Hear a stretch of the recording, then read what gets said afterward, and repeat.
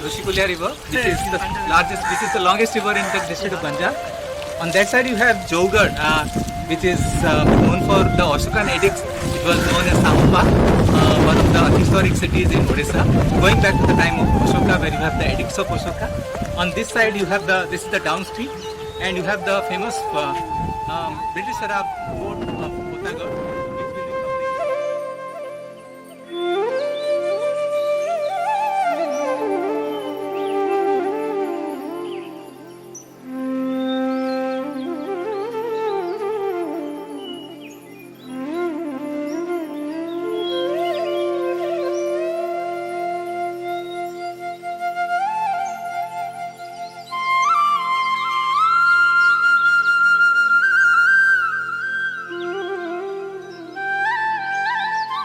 Friends, you can see the massive fortification. It's the only of its kind in Odisha. I am now at Potagad, which is one of its kind in the entire Odisha. It's a star-shaped fort.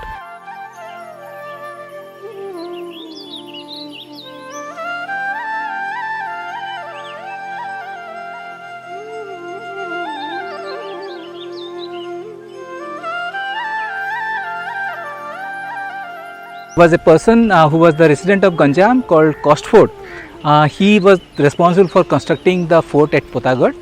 This was built in somewhere in 1768, and this is the only of its kind in Odisha, which is a star-shaped fort, and that's the kind of British European architectures which we find even in other parts of India, including South India.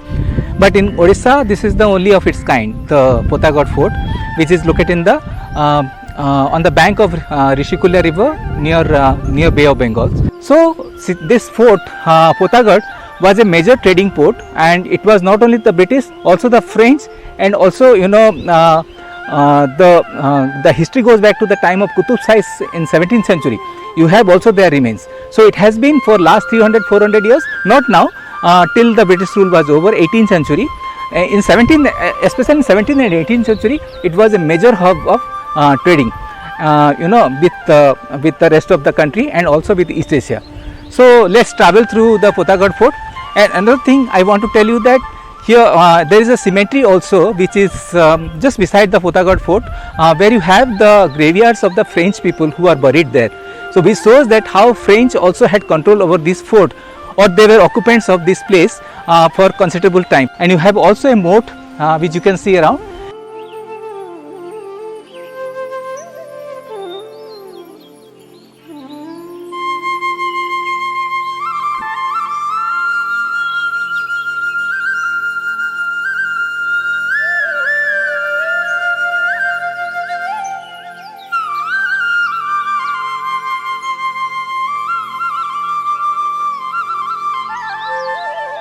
Before I take a tour of Potagad fort, I would like to tell you about 18th century India.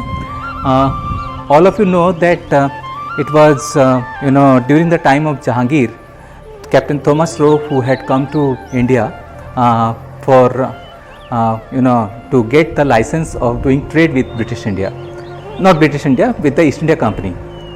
So it was in Surat during the rule of Jahangir.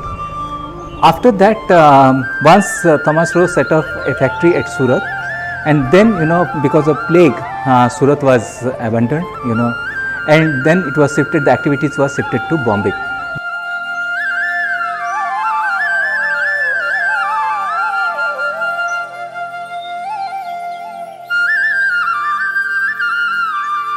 But before that, it was Madras in the 16th century and the 17th century. Which had become the major hub, because Madras was the link between Southeast Asia and India, and also West Asia and Europe. So Madras along with Madras, there was another port called Machilipatnam in the present day Andhra coast. So that Machilipatnam also went through a disaster. That's why it was also abandoned. But Madras thrived for a long period in history of East India Company. So Madras became a presidency along with Bombay and Calcutta. It was the first presidency, in fact.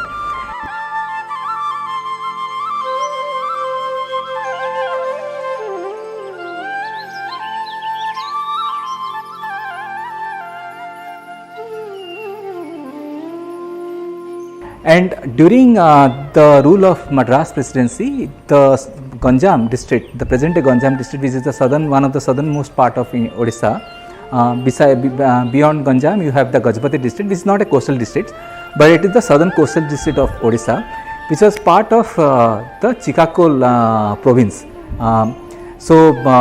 It was under Madras Presidency. The Ganjam region was under Madras Presidency, and East India Company had ruled over here. So Potagad, or the nearby Ganjam, which was the provincial town of Ganjam at that time, was a major hub for agricultural businesses, business of doing agricultural produces, and then minerals, and then bamboo, and cotton, muslin, and then spices and timber. So so these were the major products, major trade items which were imported, which were exported from Ganjam, and also imported from Southeast Asia, like clove and cinnamon and other spices.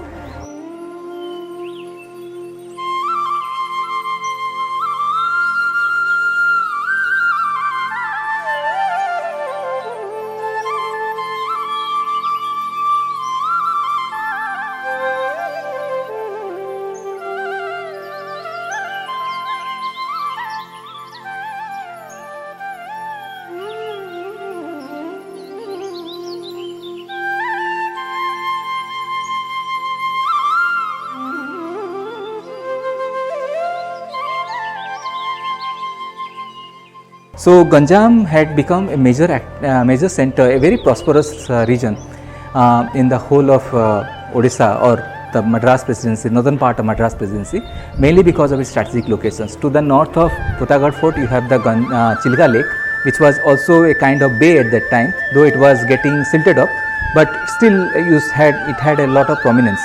Then Potagad Fort is located on the bank of Rushikulya River. So Rushikulya River was navigable, and it was one of the most important rivers in southern part of Odisha. It is in fact the largest river.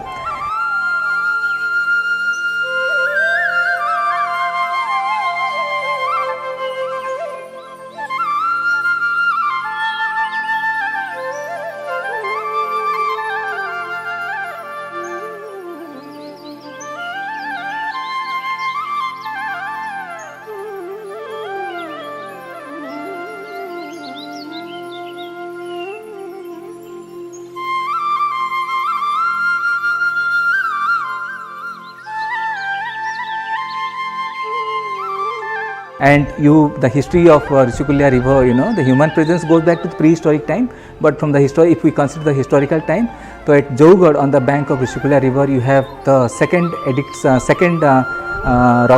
edicts of Emperor Ashoka in Odisha after Dholi, going back to 3rd century BC. So Jowgad was known as Samapa, which was another capital of Kalinga at that time. So it's also on the bank of Rushikulya River. And Potagad, where I am standing, is now. It is on the bank of again Rushikulya River, but it is on the estuarian area because the sea is just 1 kilometer from here.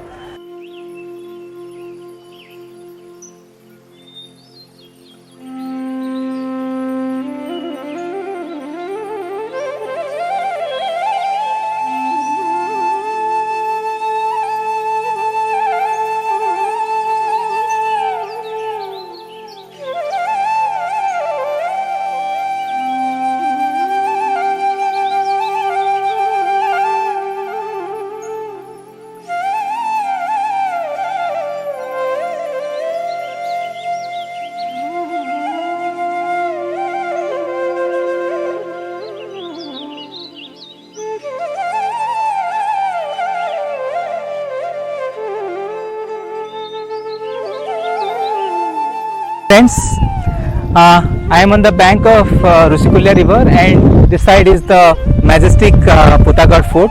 We just discussed about that it was one of the major trading posts in the during the time of the East India Company rule in 18th century. So this river Rushikulya, just a little away from here, is the place where the river meets the sea. So Bay of Bengal is just 1 kilometer away from here, and this is a estuary river now. The water here is the estuarian. So you can see the boats plying and for fishing today, but in 18th century it was a major trading post. So ships would come here, and and cargoes will be unloaded and also uploaded, and that is how this area was very, very prosperous. Both the French and the British had occupied here. So it's a beautiful sunset now. It is in the evening time. You can see the beautiful, there is silence everywhere, because that's what is the beauty of this place now. There is silence everywhere. It is breezy with cool air, though it is the beginning of summer season. Not beginning, it's the middle of summer season, but there is a lot of cool breeze, and it's very, very pleasant.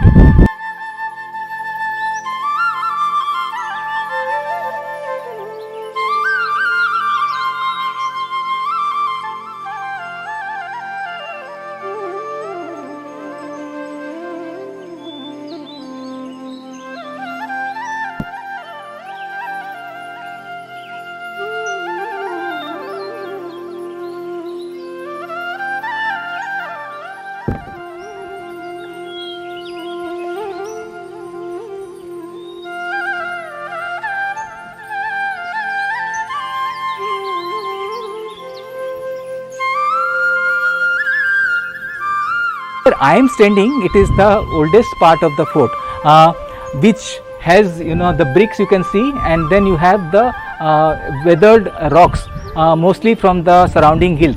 So the sandstone rocks, and because it is the sea coast, so the rocks have been weathered because of the coastal erosion and the saline weather.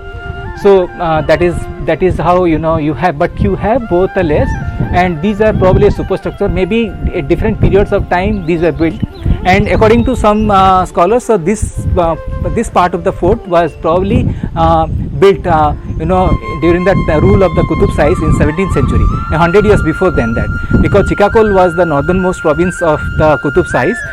Ganjam was part of Chikkakol.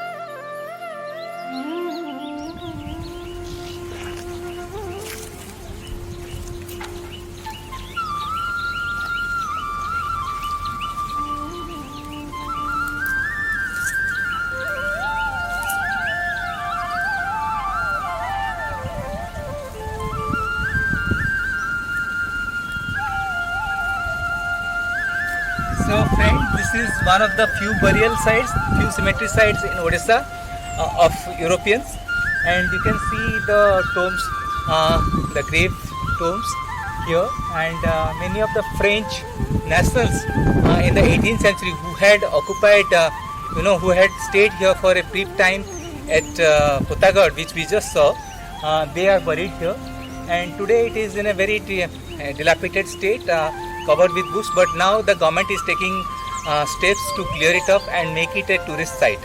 So you can see here how the architecturally both you have the pyramidal ones and also the conical ones.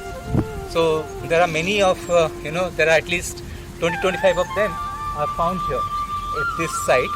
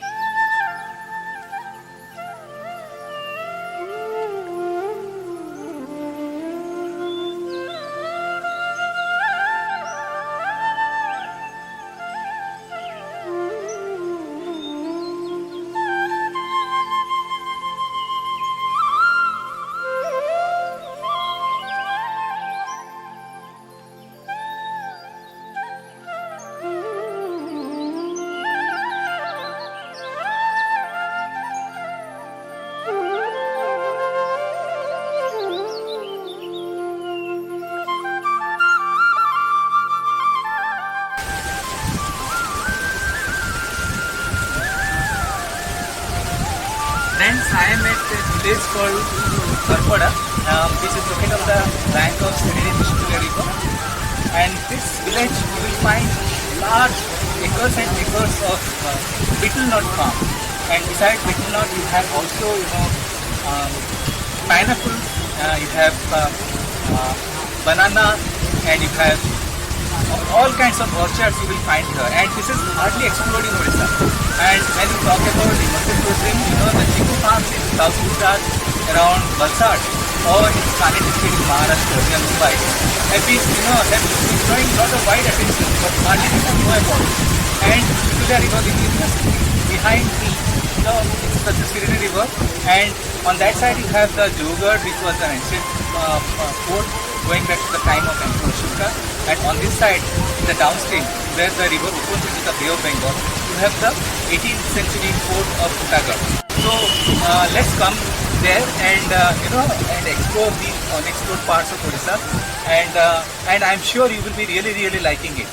So Sarana is going to initiate a number of such kind of immersive experiences in coming days. So thank you for being with us.